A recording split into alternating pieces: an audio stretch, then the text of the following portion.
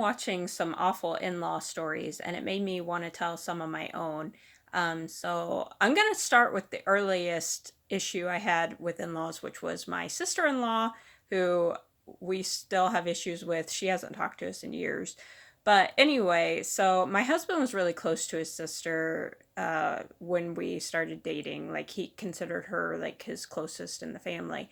So he wanted me to get to know her. So he suggested that we like email each other back and forth so we get to know each other, which I was willing to do.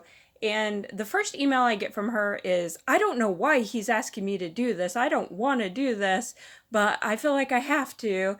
And so I was like, well, that makes me feel really good. So we did email back and forth a few times, but um, not a whole lot because she obviously didn't really want to do it. So then we meet in person the first time I go to meet his family in New York. And she's just like rude to me, like from the beginning. Like, I mean, it's very clear she doesn't like me, and I can tell. I'm not sure why, but she just obviously doesn't like me. So I tell my husband afterwards, when we go back home to Indiana, that I feel like she doesn't like me. And he wouldn't really say anything. And then one day when I was hanging out at his apartment, found a letter from her that she had, I guess, just written him, and he had just left it on the table. And I saw my name on it. And, being nosy, like I saw my name, I couldn't help but read it.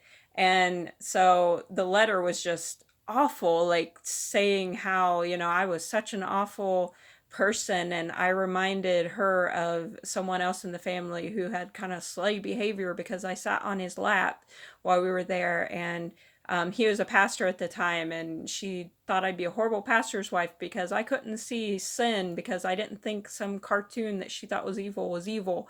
And it was just awful. And then she also complained because I'm autistic. I have a lot of sensory issues. I don't wear jewelry. So I didn't wear my engagement ring. And so she took that as a sign that I didn't love him and I was a gold digger, which is funny because, like, if y'all know anything about small church pastors, like, if you're a gold digger, you ain't going to go after a small church pastor because they make no money. So, yeah, so that was my first experience with my sister in law. And I did tell my husband, of course, that I read the letter. I was upfront about it. Like, I didn't try to hide it or anything. And there is more to this, so I'll do a part two if anyone's interested. So let me know.